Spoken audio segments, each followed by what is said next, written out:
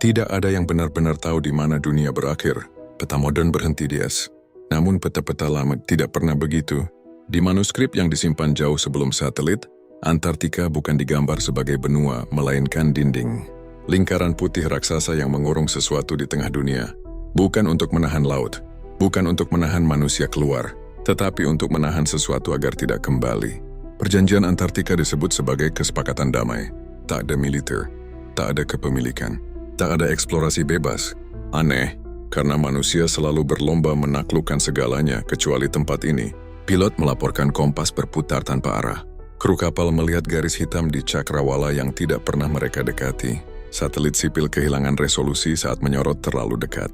Seolah dunia sendiri berkata, cukup sampai di sini. Namun ada yang hidup di balik batas itu. Para penjaga mereka bukan tentara, bukan makhluk asing, dan bukan pula dewa. Mereka adalah manusia lama, sisa peradaban sebelum dunia diulang. Sebelum sejarah disederhanakan, sebelum manusia diajarkan untuk melupakan, tubuh mereka berubah karena tinggal terlalu lama di bawah matahari yang tidak kita kenal. Usia mereka tak tercatat karena waktu tidak mengalir lurus di sana. Mata mereka disebut terlalu terang, bukan karena cahaya, melainkan karena terlalu banyak kebenaran yang telah dilihat.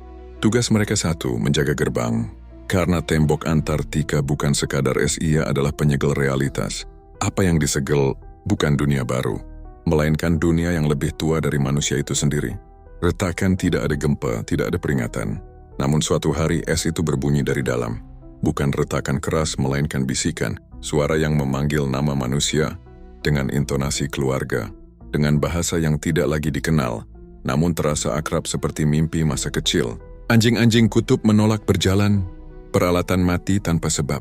Beberapa penjaga menangis meski tidak tahu mengapa, karena mereka mengenali suara itu. Gerbang tidak rusak. Ia dibuka dari sisi seberang, dan di celah yang terbuka tidak tampak dunia. Tidak ada langit, tidak ada tanah, hanya ruang hidup, berdenyut, berlapis dan bernapas seperti organ raksasa yang belum pernah mati.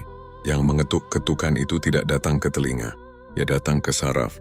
Setiap dentuman membuat tulang bergetar. Kulit para penjaga mereka menampakkan urat bercahaya yang bukan darah manusia. Sesuatu mulai keluar, bukan tubuh utuh, hanya bagian mata tanpa kelopak, tangan dengan tulang di luar daging, mulut yang tumbuh di tempat yang salah. Ia berbicara tanpa suara, langsung ke pikiran. Kami membangun kalian sebagai wadah.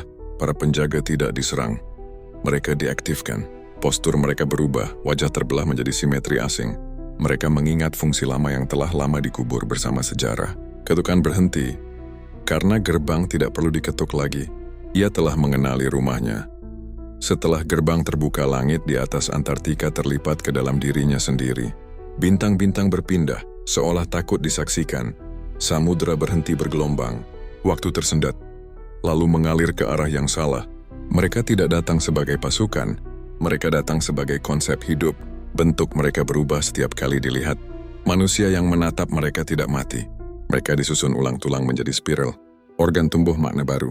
Mulut berbisik nama yang tak pernah diajarkan, namun selalu ada di ingatan terdalam. Para penjaga berlutut, bukan karena kalah, tetapi karena tugas mereka selesai. Dan suara itu akhirnya terdengar di setiap pikiran manusia di bumi. Kalian bukan keturunan kami. Kalian adalah percobaan yang dibiarkan lupa. Saat matahari terbit untuk terakhir kalinya, kebenaran yang paling mengerikan pun jelas. Bumi bukan rumah, ia adalah kandang. Dan gerbangnya baru saja dibuka.